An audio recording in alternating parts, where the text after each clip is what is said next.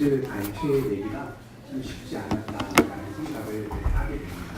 왜냐하면 전도서에 기록된 모든 내용들이 암시적인 내용들이 상당히 많이 있기 때문에 의미를 파헤쳐가지고 분명하게 드러내기가 쉽지가 않았습니다.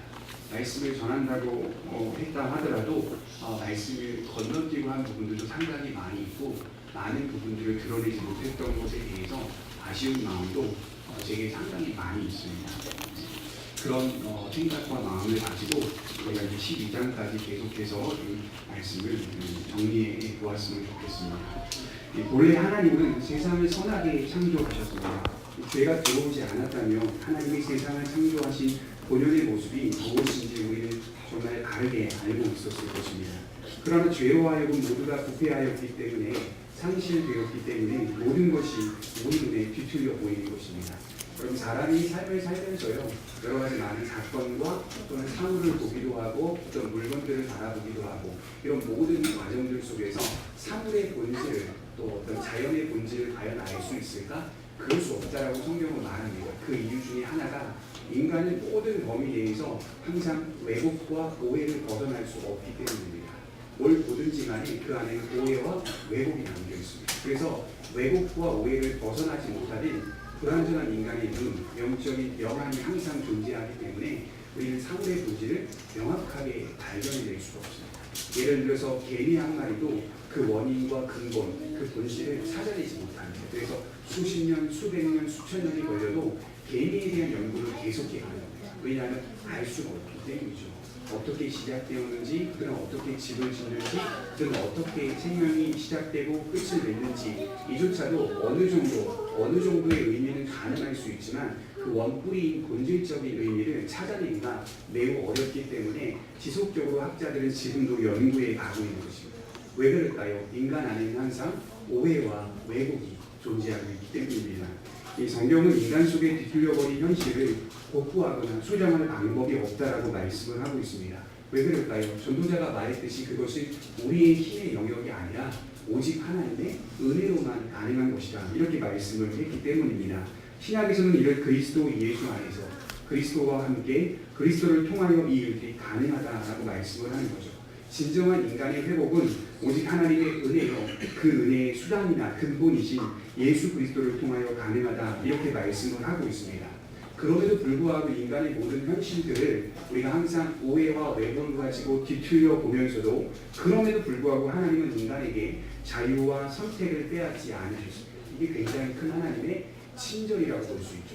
자유와 인간의 선택을 빼앗지 않으시면서 하나님의 오늘도 섭리에 가고 계시는 거죠. 온전한 뜻과 역사를 파악할 능력이 인간에게는 없는데도 우리는 매일 우리의 자유와 선택을 사용하며 살아가고 있습니다. 모든 것이 뒤틀려서 뒤죽박죽인 현실 속에서 상식과 기대밖의 일들이 끊임없이 일어나 도대체 앞으로 어떻게 될까? 뭐가 어떻게 될지 모르는 이 애매한 상태에서 과연 사람은 무슨 선택과 결정을 내릴 수 있겠습니까? 오늘 말씀은 그 이야기를 하고 있는 것입니다.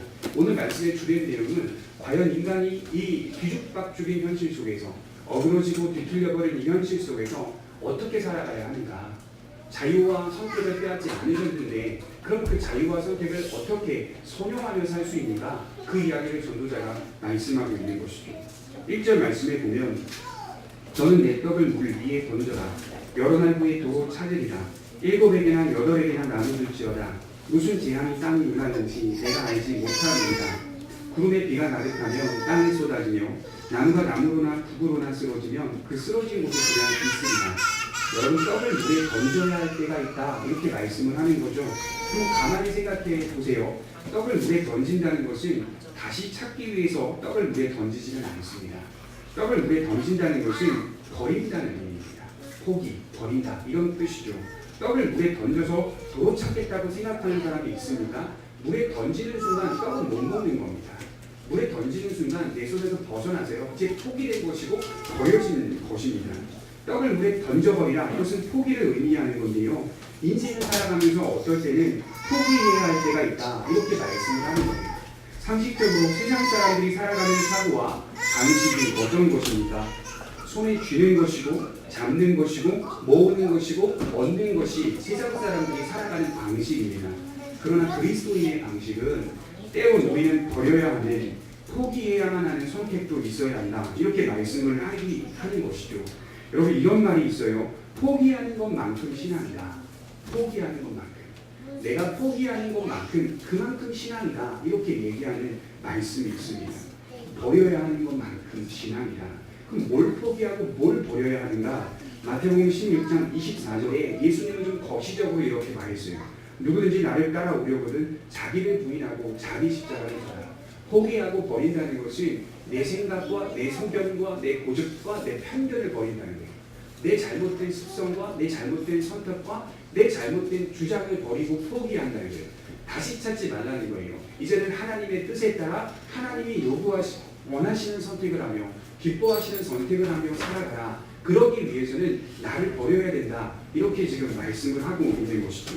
이 버림은요, 잠깐 버렸다가 찾는 개념이 아니라 완전히 갖다 버리라는 것이에요. 떡을 강에 물에 던지는 순간 떡은 내 떡이 아니에요. 완전히 갖다 버리는 거예요. 포기해야 하는 지혜도 때로는 우리 인생 속에 있어야 한다. 여러분 그것이 무엇이 될지는 사실 잘 모릅니다. 지혜는 움켜쥐는 것으로만 그 사람을 지혜롭다고 말하지는 않는다 이 말이죠. 버려야 할 때를 아는 것도 지혜입니다. 던져버려야 할 때도 있어야 하는 겁니다. 떡을 물에 던질 때가 분명히 있습니다. 이때 우리가 조심해야 할 것은 다시 찾지 않겠다는 각오가 있어야 돼요. 다시 찾지 않겠다. 내가 분명하게 버렸다. 그 결단이 있어야 합니다. 그런 버림과 포기가 우리의 삶에 마땅히 나타나야 한다. 이게 성도의 삶이다. 이렇게 말씀을 하는 거죠. 오늘 말씀을 좀 분명하게 드러내주고 있는 말씀이 또 있는데요. 욥기 22장을 한번 살펴보겠습니다. 욥기 22장 24절과 25절입니다.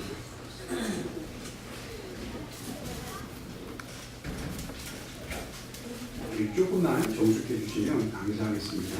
욥기 22장 24절과 25절입니다.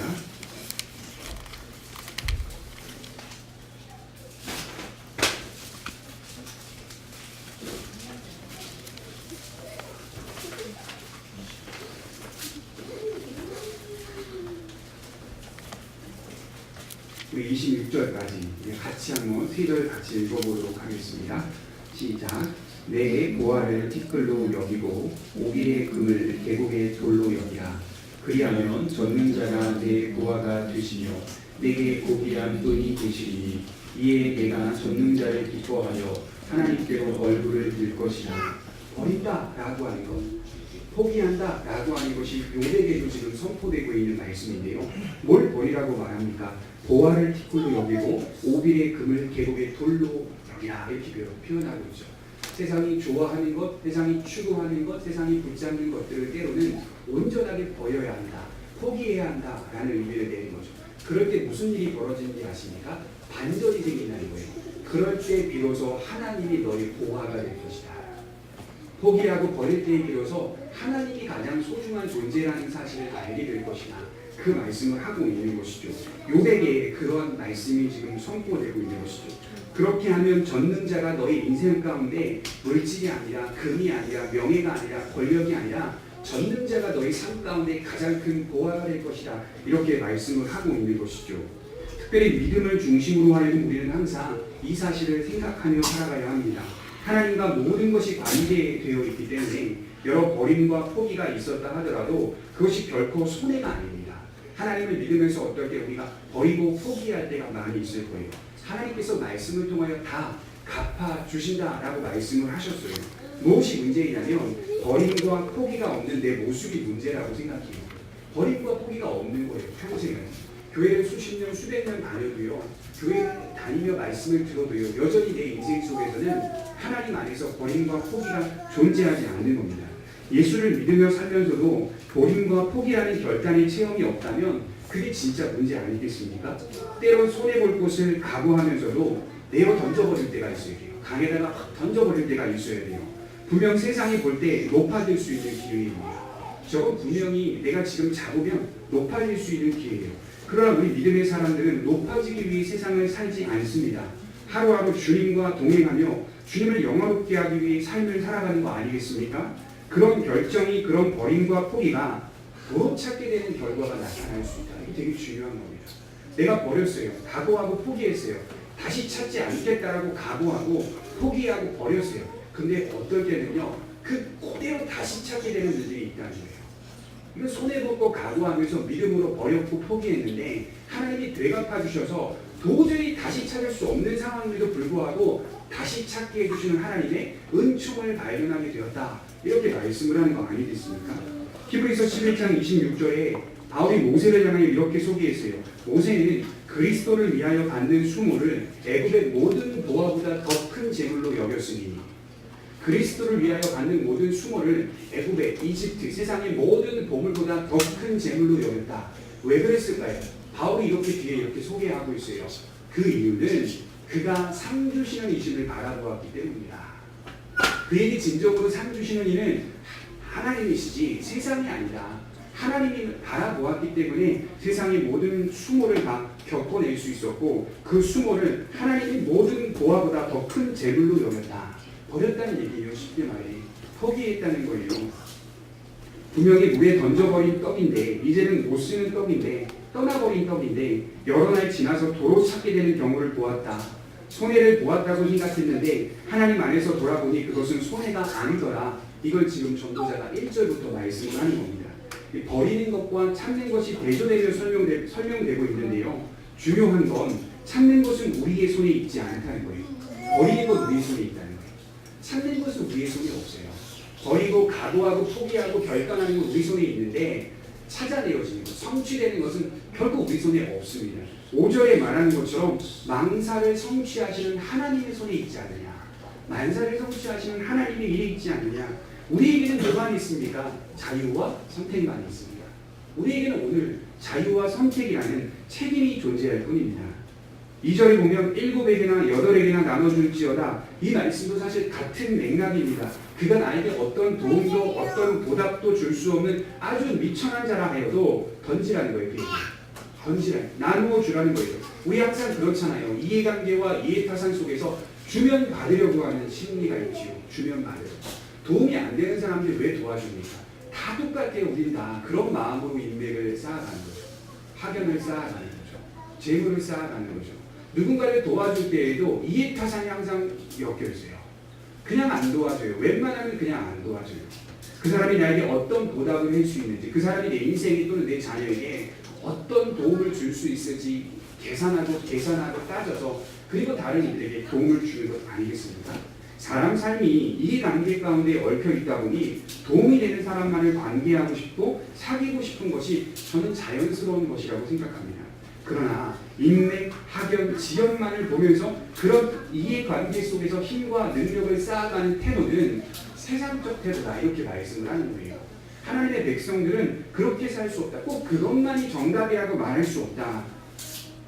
전혀 보답을 해줄 수 없는 미천한 자라 하여도 내가 버림과 포기라는 각오를 통해 그에게 나눠주고 베풀고 섬길 때 그는 나에게 도움을 줄 수 없다라는 마음을 갖고 나눠줄 때 본의 아니게 어떤 상황에 처해 있을 때 그가 나를 도와줄 때도 있다는 거예요. 그가 나의 상황 속에 내 삶 속에 난감한 상황들을 해결해 줄 때도 있다는 거예요. 그러니 지속적으로 7에게나 8에게나 나누어 주라. 왜? 가능성은 열려 있으니까. 내 스스로가 가능성을 차단하지 말고 선한 일을 계속 하라는 거예요. 가능성은 언제 어디서 도로 찾게 되는 일들이 일어날지 모른다. 이렇게 말씀을 하는 겁니다. 찾을 생각하지 말고 크게 나에게 도움을 주지 못하는 사람이라 하여도 도울 수 있는 환경이라면 도우라고 말씀을 하고 있는 겁니다. 여러분, 우리가 하나님 믿는 것도 마찬가지라고 생각해요. 하나님을 믿는 믿음의 사람들이 하나님을 향하여서도 이해타산 따지면서 믿겠습니까? 물론 우리 다 그런 심리는 다 있을 거예요. 그럼에도 하나님이 때로는 우리에게 요구하는 것은 이해타산을 따지면서 봉사하라는 걸 요구하시지 않는다는 거죠. 정말 순수하게 하나님을 위하여 던지는 거죠. 결단하고 각오하고 포기하는 마음으로 하나님께 던지고 헌신하고 봉사할 때 하나님이 도로 찾게 해주시는 일들도 존재한다. 이 말씀을 또 하는 거예요. 그것이 지혜로운 선택이요 삶이 될 수 있다라고 말씀합니다. 그리고 예상치 못하게 전혀 도움이 안 될 거라고 여겼던 그가 또는 그 상황이 그런 환경들이 어느 날 나를 도와줄 수 있다라는 말씀을 하고 있는 겁니다. 또는 그가 아니더라도 여러 갈래로 나누어 주었던 우리의 선한 모습들이 여러 방향과 각도와 구조를 통하여서 상황들을 통하여서 다시 내게 도로 찾게 하는 일들도 존재하더라. 이렇게 말씀을 하는 겁니다. 여러분, 삶은 다양한 가능성으로 항상 열려 있습니다. 삶은 이처럼 가능성으로 열려있어요. 막혀있지 않습니다. 왜 가능성으로 열려있는지 아세요? 그것이 만사를 성취하시는 하나님의 손에 있기 때문입니다. 성취는 인간에게 있지 아니하고 때는 인간에게 있지 아니하고 하나님의 손에 있기 때문에 언제 어떻게 하나님이 우리에게 복 주시고 은혜를 주실지 모른다, 이렇게 말씀을 하는 거죠. 사실 오늘 말씀은요 매우 긍정적인 말씀입니다. 낙관적인 소망을 우리에게 드리는 말씀입니다. 이처럼 복된 결과가 어떻게 일어날 수 있습니까? 3절에 보면 구름에 비가 가득하면 땅에 쏟아지며, 구름에 비가 가득하게 되면 땅에 쏟아지기 때문이다. 하나님의 시간이 가득 차게 되며 하나님의 때에 좋은 결말이 일어나게 될 것이니 하나님을 신뢰하고 선한 사업에 부한 사람이 되라, 이렇게 말씀을 하는 거예요. 우리의 때와 하나님의 때가 분명히 다릅니다. 확실한 건 뭐가 있죠? 가득 차게 되는 때가 있죠. 확실한 건. 분명한 건 가득 차게 되는 때가 있다는 거예요. 계속해서 부어지는 게 아니에요. 때가 있어요. 가득 차게 되는 때가 되면 글라스에 물을 부었을 때 글라스에 물이 가득 차면 물이 흘러내리잖아요.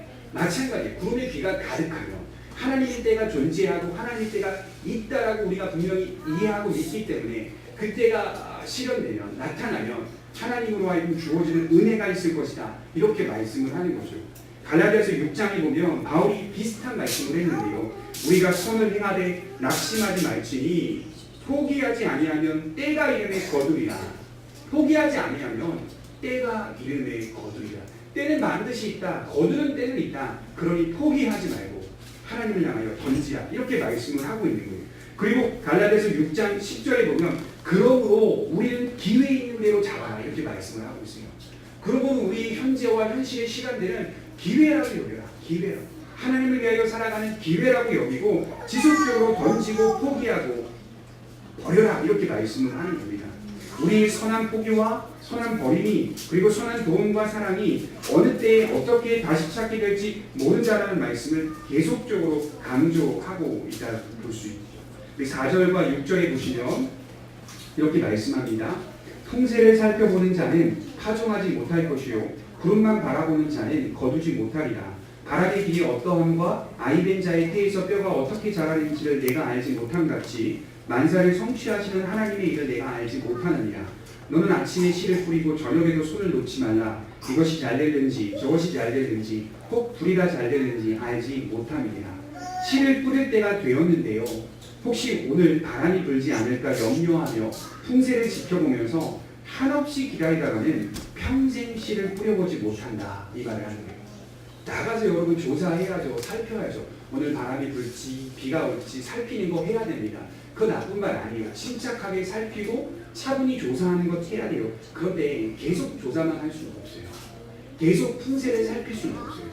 계속 조사하고 기후를 보며 염려할 수는 없어요. 차근차근 인생을 살피고 조사하며 조심스럽게 살아가는 그의 태도와 자세는 현명할 수는 있지만 계속 그럴 거냐? 이 말 하는 거예요. 계속 그렇게 살 거냐? 조사만 하다 보면 인생이 다 지나간다. 영국의 극작가 노벨 문학상을 받은 영국의 천재 극작가 조지 버나드라고 하는 사람의 묘기에는 우물쭈물하다가 내 이럴 줄 알았어, 이렇게 써 있다고 합니다. 우물쭈물하다가 내 이런 날 올 줄 알았어. 무슨 말이죠? 우물쭈물하며 살 수는 없다는 거예요. 만사를 성취하시는 건 하나님의 손에 있다. 미래는 하나님의 손에 있다고 믿고 풍세를 살필 때는 살펴야 하지만 씨를 파종할 때는 파종해야죠. 추수할 때는 추수해야죠. 파종이나 추수나 무언가를 착수해야 하는 것을 내 몫이다. 계속 하늘만 바라볼 수는 없다. 이렇게 말씀을 하는 겁니다. 차분히 삶을 살피면서도 내가 해야 할 일은 해야 하지 않는가? 농부가 나와서 바람이 불지 비가 올지 염려하는 건 그럴 수 있어요. 그럴 수 있어요. 그러나 지금은 씨를 뿌리는 시기라면 씨를 뿌려야 됩니다. 비가 오든지 바람이 부든지 상관없이 지금 내가 씨를 뿌려야 한다면 씨를 뿌리며 나아가야 합니다. 먼저 씨를 뿌려야 하는 겁니다. 그리고 하나님께 맡기고 착수해야 합니다. 어머니의 뱃속에서 태아가 자라는 것을 사실 우리는 알 수 없습니다. 뼈가 어떻게 생기죠? 아기가 어머니 뱃속에서 어떻게 생기는지 아시는 분 있으십니까? 몰라요. 산부인과 의사들도 몰라요. 아이를 품고 있는 어머니조차 태아가 어떻게 자라고 성숙되어 가는지 잘 몰라요. 그것은 만사를 성취하시는 하나님의 손에 있는 일이기 때문입니다. 우리가 해야 할 것은 우리가 해야 한다, 이 말을 하는 겁니다. 일의 시종을 아는 것은 인간에게 허락되지 않았다라는 겸손한 마음을 가지면서도 동시에 우리가 해야 할 일은 해야 한다. 적극적인 자세도 가져야 한다.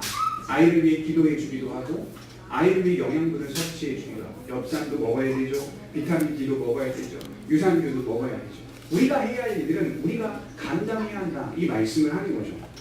이것을 예정론으로 제가 좀 이해해 봤어요. 예정론으로. 하나님께서 창세전에 미리 예정한 택한 하나님의 자녀들이 있다고 성경은 말씀합니다. 여러분 예정론이라고 하는 것은요. 장로교에서만 있는 게 아니에요. 장로교, 감리교, 순복음, 성결교 다 모든 교단을 만나여 다 예정론을 믿습니다. 하나님이 오래전에 창세전에 누군가를 택하셨다라고 하는 예정론을 분명히 믿습니다. 왜냐하면 예정론은 성경에 기록된 교리이기 때문입니다. 택한 하나님의 자녀들이 있다고 성경은 말씀하죠. 내가 예정이 되었나? 내가 선택을 받았나? 만약 내가 예정받지 않았다면 아무리 애써도 결국 구원받지 못할 것이 아니냐? 이런 생각 생길 수 있지 않습니까? 내가 택함받지 못했다면 내가 지금 이 자리에 교회 나가도 예배를 드려도 결국에는 구원받지 못할 것이 아니냐? 그러니 내가 먼저 예정을 확인하고 나서 믿어야겠다. 내가 먼저 예정을 조사하고 나서 믿어야겠다. 내가 선택받은 백성인지 조사부터 해야겠다. 그리고 믿어야지. 확인한 다음에 믿는 경우를 본 적이 없어요. 제가 조사한 다음에 예수 믿는 사람들 본 적이 없어요. 내가 조금만 더 확인할게. 하나님의 존재를 조금만 확인할게. 그러고 믿는 사람 제가 평생에 본 적이 없어요. 믿음은요, 믿고 나서 확인하는 것입니다. 성경이 그렇게 제시해주고 있습니다. 하나님의 예정은 인간 스스로 조사하거나 확인할 수 있는 영역이 아닙니다. 그것은 우리에게 허락되지 않았습니다.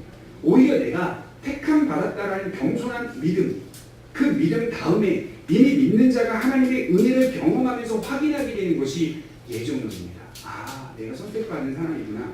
순서적으로 보자면 이해하고 믿는 게 아니라요. 먼저 믿고 내가 택한 백성임을 먼저 믿는 게 먼저예요. 순서적으로 보세요. 그리고 믿는 자가 이해하게 되는 방식으로 하나님이 우리를 끌고 가요. 그래서 어거스틴이라고 하는 사람은 이해하고 믿지 말고 먼저 믿고 이해하라 이렇게 말했어요.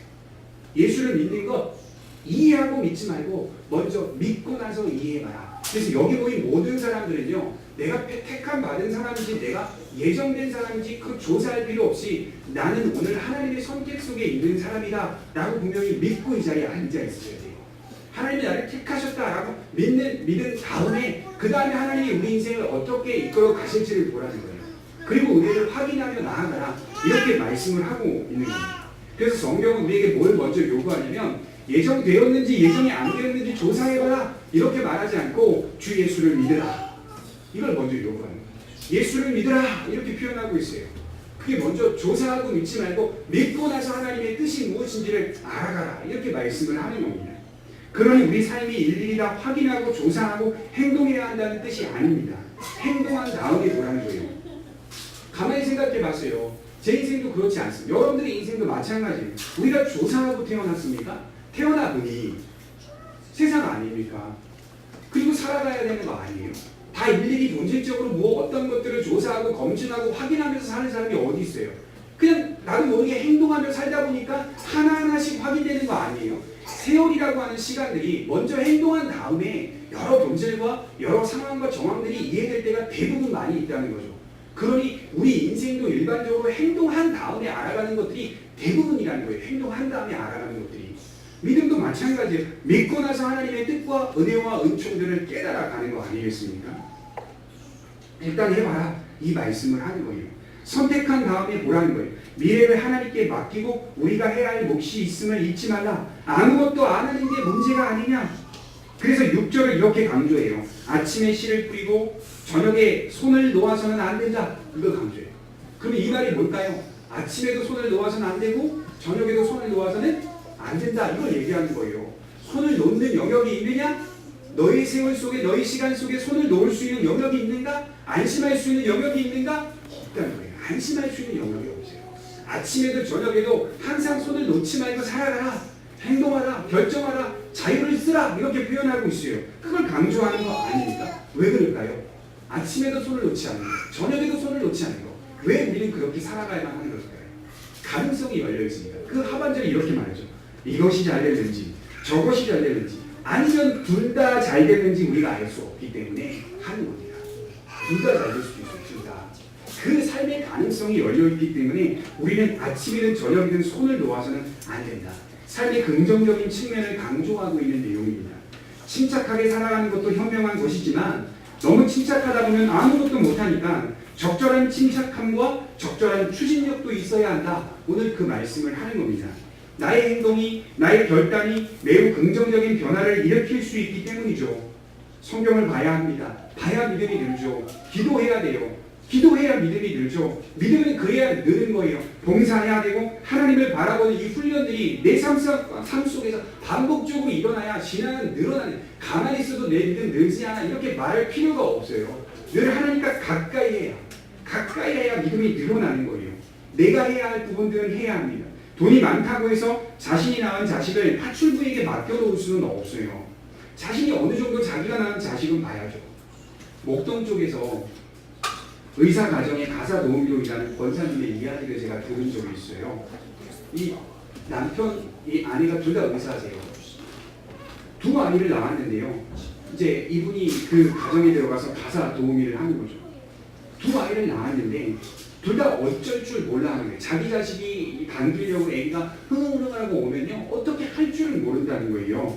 아기가 부모에게 반가워서 막 꼬리 치면서 와도요. 어쩔 줄 몰라가지고 어떻게 볼 줄을 모르는 거예요. 다 가사도우미에게 맡기는 거예요. 그렇게 사는 사람들이 있다는 거예요. 깜짝 놀라죠. 그 얘기도 깜짝 놀랐어요. 자기가 낳은 자식인데도 불구하고 자기에게 오는 자식을 어떻게 할 줄을 모르는 거예요. 이게 왜 이래? 이러고 있어요. 울고 있어요. 어쩔 줄 몰라서 가사도우미를 다시 맡기고 나는 아기를 못 본다고 생각하지 말고 본인이 봐야죠. 어머니라면 아버지라면 본인이 봐야죠. 아기를 보면서 자신에게도 가정 속에서도 얼마나 많은 변화가 있는데요. 얼마나 많은 것들을 아이가 어머니에게 줄 수 있는데요. 자녀를 키워보니까요. 다 부모님을 인정하실 거예요. 부모가 자녀에게 주는 것도 많지만 자식이 부모에게 주는 것도 되게 많습니다. 뭐 자식이 뭘 주는 게 뭐가 있어요? 없잖아요. 그런데 희한하게 많아요. 내 자녀가 성장하면서 내 자녀가 나에게 주는 것들이 너무 많아요. 힘도 주죠. 능력도 주죠. 인내도 주죠. 부지런함도 주죠. 자녀들이 너무 많은 걸 부모에게 주고 있어요. 그렇게 하여 연합이 이루어집니다. 가정에. 연합이 이루어지는 거예요. 자녀가 아이가 어머니에게 줄 수 있는 게 얼마나 많은데 사랑도 주고 연합도 주고 수많은 것들도 지속적으로 부여해줘요. 그런데 부모는 못한다. 나는 아기를 못 본다. 이러고 그냥 직장생활하며 돈 많이 벌어서 뭐 할 건데요. 수백만 원 번다고 해요. 어마어마한 금액을 번다고 해요. 뭐 할 건데 자기 자녀 하나 보지 못하는데 변하지 않으려는 태도. 문제가 있다는 거예요. 여러분 생각지도 못하게 뛰어들어 자녀를 보면서 직장생활을 하면 둘 다 잘 될 수 있다. 이 말을 하는 거예요. 둘 다 잘 되는 경우도 있더라. 그러니 행동하라고 강조하는 겁니다.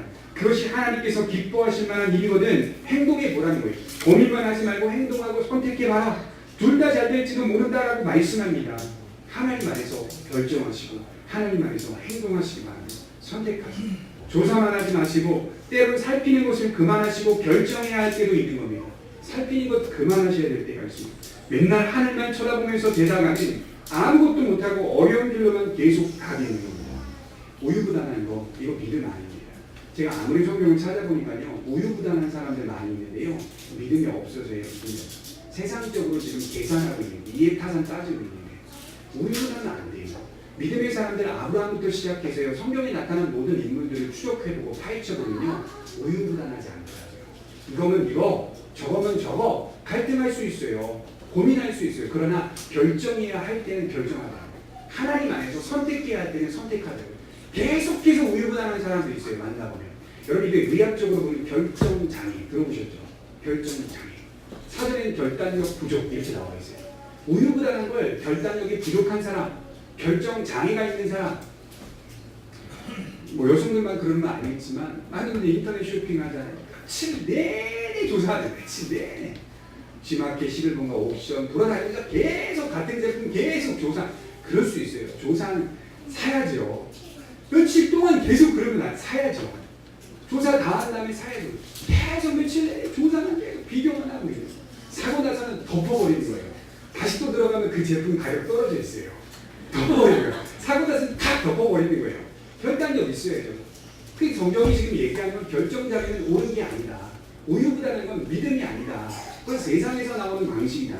우유부단한 사람에게 중요한 역할을 맡길 수 있겠습니까? 교회라는 공동체가 말씀을 증거하고 말씀을 가르치고 그리스도의 진리의 빛을 드러내는 공동체인데 우유부단한 사람에게 그러한 일들을 맡길 수 있겠습니까? 그럼 모든 사람들이 좋지 않은 영향을 분명히 받을 겁니다. 그럴 수 없다는 거예요. 그러니 내 안에 우유부단함이 좀 있다면 지금 이건 믿음이 없어서 나오는 거야 라고 인식하셔야 됩니다. 하나님께 맡기고 하나님을 신뢰하고 미래는 하나님의 손에 있다는 것을 분명히 기억하고 내 마음대로 선택하라는 얘기가 아니라요. 내 욕망과 욕심을 던져버리고 포기해야 될 때 포기하고 그리고 인생을 살아가라. 그러면 무슨 일이 일어난다고요? 버리는 것만이 아니라 도로 찾게 됩니다. 도로 찾게. 희한하게 도로 찾게 됩니다. 얼마나 신기한지 아십니까? 인생이 일본에 갔는데 일본에서 아는 사람을 만나. 정말 신기한 거 아닙니까? 다른 나라에 갔는데 아는 사람, 태국에 갔는데 아는 사람을 만나요. 그 전 세계가 땅덩이가 얼마나 넓어요. 근데 거기에 우리 동네에 사는 사람을 만나네? 그게 어떻게 있을 수 있는 일이 삶의 가능성이 열려있다. 삶의 가능성. 그리고 거기서 그런 말 할 겁니까? 야, 세상은 좁다. 그런 말 할 거예요? 아니잖아요. 세상은 좁다. 그런 말 안 나오면 깜짝 놀라는 거예요. 깜짝 놀라요. 삶의 가능성이 열려있다는 거예요. 7절을 한번 보시면 빛은 실로 아름다운 것이라 눈으로 해를 보는 것이 즐거운 일이구나. 사람이 여러 해를 살면 항상 즐거워할지로다. 그러나 캄캄한 날들이 많으니 그 날들은 생각할지로다. 다가올 일은 다 헛되도다. 무슨 말을 하냐면요. 이런 말입니다. 여러분 아름다운 밤입니다. 정말 즐거운 인생입니다. 인생은 참 즐겁습니다. 왜냐하면 하나님 안에서 삶의 미래가 열려있기 때문입니다. 가능성이 열려있기 때문에 삶은 아름다운 것입니다. 이렇게 멘트를 치고 있는 겁니다. 이런 인생, 다 잘 될 수도 있다라는 이 인생, 그런 가능성, 참 아름다운 인생입니다. 이렇게 말하는 거예요. 예측할 수 없지만 그 미래를 하나님께 맡기며 사는 인생 얼마나 아름답습니까? 예측이 안 되지만 그 미래를 하나님께 맡기며 사는 인생 얼마나 아름답습니까? 얼마나 흥분되는 일입니까? 얼마를 살든지 사는 동안 하나님의 손에 있는 즐거운 가능성을 생각하고 항상 즐겁게 살라. 하나님의 손에 가능성이 있다고 믿고 맡기며 항상 즐겁게 살도록 애를 써라. 여러분 베스트셀러 중에 옛날 오래전에 나온 책 나오는데 긍정의 힘이라고 하는 책이 있어요. 미국의 조엘 오스틴이라고 하는 목사님이 쓰신 책인데요. 이와 비슷하게 나온 책. 이 책이 나오고 나서 다음 연도인가요? 그때 나온 책이 또 하나 있는데요. 시크릿이라고 하는 책이에요. 그러니까 시크릿이라고 하는 책은요. 종교적인 책이 아니에요. 기독교적인 책이 아니고 세상적인 책이고요. 이 베스트셀러 이 긍정의 힘이라고 하는 책은 기독교 안에서 출판된 책입니다. 긍정의 힘이 하나님 안에서 긍정적인 마음을 갖는 것이라면 시크릿은 스스로에게 주문을 걸듯이 긍정적인 마음을 갖는 겁니다. 그럼에도요. 왜 긍정의 힘이라고 하는 책이 비판을 많이 받았는지 아십니까? 그게 많이 팔렸는데도요. 비판 되게 많이 받았습니다. 그게 어떻게 기독교 신앙이냐 막 비판, 날선 비판들이 많았어요. 왜 그런지 아십니까? 하나님 안에서 고작 생각하는 긍정이 어떤 물건이 나의 것이 될 것이다. 어떤 집이 나의 것이 될 것이다. 이런 식으로 긍정적인 마음을 가졌기 때문입니다. 기복적인 긍정적 마음, 이게 굉장히 위험하기 때문입니다. 하나님 안에서 우리가 낙관적인 마음을 갖고 긍정적인 마음을 갖는 이유는 하나님의 나라의 소망을 갖고 있기 때문이지 어떤 물건을 성취하기 위해 긍정적인 마음을 갖는 건 아니잖아요. 긍정의 힘이 그걸 조장했다는 거예요. 어떤 물건, 물질, 명예, 권력들을 조장하면서요. 그것을 내가 성취할 수 있다. 긍정적으로 말하기만 한다. 그러면요. 시크릿이라고 하는 책이나 긍정의 힘이라고 하는 책이나 틀리지 않아요. 똑같아요. 둘 다 가르치는 게. 시크릿도 주문 거는 거거든요. 잘 될 수 있다. 잘 될 수 있다. 일어날 수 있다. 일어날 수 있다. 똑같은 거죠. 우리가 갖고 있는 긍정적 마음, 소망은 하나님의 나라에 있다라는 그 소망 안에서 이루어지는 겁니다. 그걸 빼면 안 돼요. 이 땅에서 다 잘 될 것이다 라고 하는 마음으로만 긍정적인 마음을 갖는다면 오해고 항상 왜곡을 피할 수 없다고 했죠. 제가 왜곡을 피할 수 없는 행동을 하는 거예요. 성경을 들여다보십시오. 하나님께 내가 종속되어 있기 때문에 매일 즐거워할 수 있어요. 하나님의 나라에 내 영혼이 맡겨져 있기 때문에 내가 오늘 즐거워할 수 있거든요. 오늘 곧 죽어도 내 나라에 있는 진정한 영혼, 진정한 생명은 여전히 하나님의 품 안에서 즐거움을 누릴 수 있을 것이다. 안식 속에 있기 때문에 소망을 갖고 긍정적인 마음을 갖는 거 아니겠습니까? 여러분 우리는 이 하나님께 종속되어 있고 하나님께 소망이 있다는 사실에 긍정적인 마음을 가지셔야 돼요. 절망적인 마음 떨쳐버리시는 게 필요합니다. 한 주 살면서 여러분들 마음속에 긍정적인 마음 지속적으로 요구하는 거 필요해요. 하나님 안에 내가 있다. 하나님의 나라에 내 소망이 있다. 그 낙관적이고 긍정적인 마음을 갖는 건 매우 중요한 것입니다. 실제로 세상에서도 일반적으로 긍정적인 마음을 갖는 사람들을 만나보면 이 마음이 기뻐집니다. 실제 그렇더라고요. 일반적으로 세상 사람들 즐겁게 사는 사람 만나보면요, 저도 좀 힘이 나는 경향이 있더라고요. 그렇잖아요. 제가 예를 들어서 즐겁게 사는 성도님들 모인 곳에 만나서 같이 대화를 해보면요, 이상하게 저도 좀 즐거워지더라고요. 그분들이 뭐 돈이 많아서, 명예가 많아서, 권력이 좋아서 그래서 즐겁게 사는 것이 아니라 그냥 늘상 즐겁게 사는 성도님들의 모임에 가보면 저도 즐거워지더라고요. 또는 주일학교를 가르칠 때 아이들이 모여있는 곳에 가면요, 좀 아프다가도 애들 뛰어놀고 애들 안에서 들어가 있으면요, 아픈 게 잠깐 잊혀져요. 막 힘이 나요. 그리고 조금 더 지나서요, 이 여학생들, 여고, 고등학교 1학년, 2학년 정도 되는 이 여학생들 모인 곳에 가가지고 같이 놀아보면 떡볶이도 벌고 먹고 이야기도 해보면요, 얼마나 재밌게 노는데. 남자는 저리 가래. 여학생들 정말 재밌게 놉니다. 막 낙엽 하나 떨어져서 막 뼈 엄청나요. 그 옆에 있으면요, 저도 힘이 납니다. 학생이 가 있을 때 보면요, 와, 힘이 불끈불끈 주어져요. 그만큼 그렇게 즐겁게 행동하고 즐겁게 살아가는 그들의 힘과 능력이요, 분명히 힘이 있다. 일반적으로 그 힘이, 그 기운이 주어진다라고 하는 거죠. 하물며 하나님 안에서 주어지는 영적 소망, 영적 긍정, 더 큰 힘과 능력이 있습니다. 죽어가는 사람도 살릴 수 있어요. 제가 대학교 때 졸업할 때요, 4학년 때 2학기 마지막에 채플 시간에, 신학대학교를 다녔으니까 채플 시간에 졸업자를 대상으로 한 4명 정도를 뽑아가지고, 우리 신학부에 4명 정도 뽑아가지고 졸업설교를 했던 적이 있어요. 그때 이제 제가 3번째로 졸업설교를 했던 기억이 나요. 총장님도 계시고 학생들 앞에서. 대학교 때 이제 설교를 하고 딱 나오는데, 그 학생이, 어떤 학생들이 그렇게 말해요. 엘리베이터 안에서. 원래는 잘못된 선택과 결정을 하려고 했었다. 그런데 전도사님 말씀을 듣고 살아났다. 그러니까 뭐 어떤 이상한 행동과 결단을 하려고 했던 것 같아요. 어떤 여학생이. 그래서 막 절망 속에 있었던 한 학생이 있었는데, 그 학생이 말씀을 들으면서 살아났다. 회복됐다. 그 한 번의 졸업설교를 듣고 회복되었다. 그 말을 하면서 꼭 고맙다고 이야기하고 싶어서 따라왔다. 이렇게 얘기를 하는 제가 학생을 만난 적이 있어요. 그때 제가, 하나님의 소망의 말씀은 힘이 있구나. 그 말씀이 찌르든 아니면 그 말씀이 여러분들을 위로하든 상관없어요. 말씀은 다 소망이에요. 말씀은 다 영혼을 살아나게 하는 그 힘과 능력이 있는 거예요.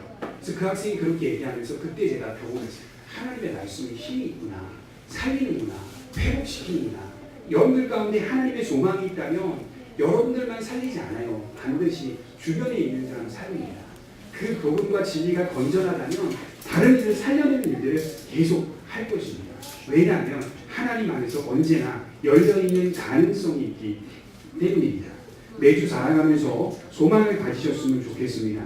하나님 안에서 열려있는 가능성과 즐거움, 매일 똑같은 것 같지만 미래가 하나님의 손에 있고 하나님 안에서 영원한 안식이 날마다 주어져 있다라고 하는 믿음을 꼭 가지셨으면 좋겠습니다.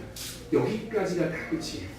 또 뭘 얘기하냐면 8절에 보면 이렇게 말합니다. 사람이 여러 해를 살면 항상 즐거워할지로다. 딱 여기까지 말하고요, 이제 찬물을 확 찌어집니다. 저자가. 그러나 캄캄한 날들이 많으니 그 날들을 생각할지로다. 다가올 일은 다 헛되도다. 소망을 가지며 즐겁게 살아야 하지만 현실, 동전의 양면과도 같다. 인생은 캄캄한 날들도 많이 있다는 사실을 알아야 한다. 어둠의 날도 많이 있다. 그 사실을 솔직하게, 담백하게 아주 찬물을 확 띄얹고 있습니다. 다가올 일들이 있다. 가장 확실하고 분명한 미래, 죽음이라는 마지막이 있음을 기억하고 살라. 그러니까 즐겁게 살긴 사는데 죽음을 위하여 즐겁게 살라, 이 말을 하는 겁니다. 오늘 말씀. 죽음이 있다. 현실이 분명히 바뀌지 않는 정점이 있다. 죽음을 내다보면서 오늘 해를 즐기며 빛을 받으며 즐겁게 살아가라. 이 말씀을 하는 거예요. 사실 오늘 말씀은요, 중세 수도사들이 잘했던 말, 까르페 디엠 메멘토 모리. 그 말이에요. 오늘 이 말이. 까르페 디엠 메멘토 모리. 기회를 잡아라. 즐겁게 살라. 그러나 죽음이 있다는 사실을 잊지 말라. 죽음을 내다보며 즐겁게 오늘 모든 시간들을 기회로 여기며 잡으며 살아가라. 이 말씀을 하고 있는 겁니다. 성경은 참 솔직합니다. 분명하게 인생의 현실을 드러내면서도 우리는 참된 소망으로 인도해주고 있습니다. 현세의 삶이란, 오늘 우리가 살아가는 삶이란, 현실이란 오늘 나를 위해서 있는 게 아니라 죽음을 준비하기 위한 삶입니다. 오늘 살아가는 모든 일들은 죽음을 준비하기 위한 삶으로 나아가고 있는 것이죠. 소망이 있지만 어둠의 날들도 많이 있습니다. 죄송한데 장난감 소리 많이 나니까 움직이지 못하도록 해주세요. 사실 더 들어가 보면 인생은 어두운 일들이 훨씬 많습니다. 그리고 비껴갈 수 없는 죽음이 우리 앞에 항상 놓여 있습니다. 이 죽음이 위대하다고 말하는 인간의 모든 의미와 가치들을 허망하게 만들기도 하는 것이죠. 그러니까 내가 오늘 현실 가운데 어떤 업적을 남겼어요. 어떤 공로를 남겼어요. 아, 내가 봐도 이건 잘한 거다. 참 내가 봐도 대단한 거다. 거기 앞에 죽음을 딱 들이대면, 죽음이라는 단어를 들이대면요, 다 뺏어가요. 의미와 가치를 다 뺏어가요. 그게 뭐가 크다고? 그게 뭐가 대단하다고? 그렇지 않아요? 남북이 손을 잡았습니다. 엄청나잖아요, 그죠? 우리가 볼 때 거기 죽음이라는 그림자를 탁 들이대면요, 그렇게 크게 보이지 않아요. 대단한 의미와 대단한 가치라고 여기지 않는 거예요. 인간이 만들어낸 업적과 공로가 아무리 크다 하여도 하나님이 만들어 오신 본질적인 정점 죽음이라는 가치 앞에서는 그 어떤 것도 비교할 만큼 크지 않다는 거예요. 하나님이 만들어 놓으신 것 안에서는. 그러나 자꾸 우리 인간들은 저 사람이 뭐 했대, 대단하다, 노벨 평화상감 아니야? 그러고 우리는 또 조작을 하고 있는, 왜곡과 오해를 벗겨날 수 없다, 벗어날 수 없다, 피해갈 수 없다. 잊지 마셔야 됩니다. 하나님 안에서 주어지는 본질적 의미를 우리가 캐치해내고 발견해낼 때에 비로소 세상을 살아가는 지혜를 얻는 겁니다. 세상을 살아가는 현명한 총명을 얻는 겁니다. 그래서 우리 앞에 놓인 모든 것들이 죽음이라는 그림자를 들이대면 다 허망한 것이구나, 다 헛된 것이나 의미와 가치를 빼앗아 갈 수 있는 것이구나 라고 하는 부분들을 지금 이야기하고 있는 것입니다. 죽는다는 것에 머물러 있지 말아라. 더 나아가 이렇게 말하는 거예요. 그 자리에서 한 발 더 나아가 영원한 소망을 바라보라, 이렇게 말씀을 하고 있는 겁니다. 육신의 죽음을 생각하고 기억하며 우리가 정작 바라보아야 할 곳이, 붙잡아야 할 곳이 어디인지 정신 차리게 해주고 있는 말씀입니다. 우리 마지막으로 빌립보서 3장을 한번 찾아보겠습니다. 빌립보서 3장 13절.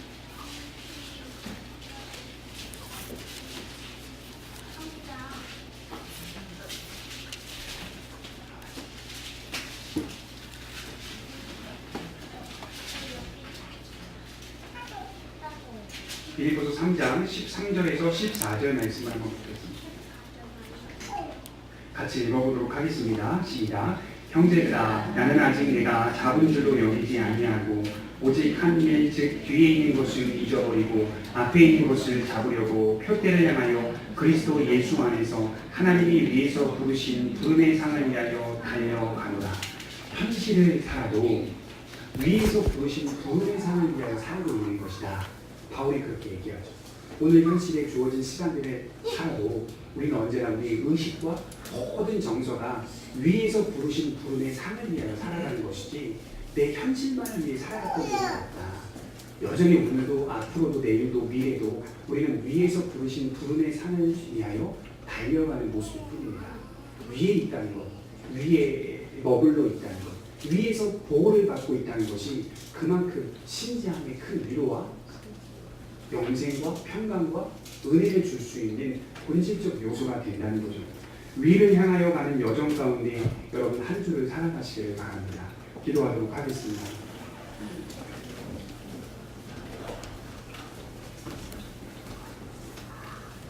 필연과 우연이라고 하는 과정 속에서 하나님께서 만사를 통치해 가시고 만사를 이루어 가시는 줄 믿습니다.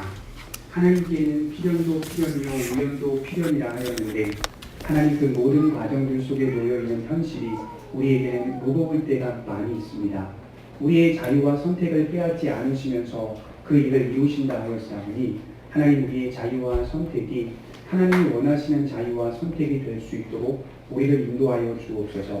조사만 하지 않게 하시고 하늘만 보지 않게 하여 주시며 우리에게 맡겨주신 선택과 자유들을 착수하며 결정하며 내던지며 포기하며 살아가는 진실한 믿음이 되게 하여 주옵소서.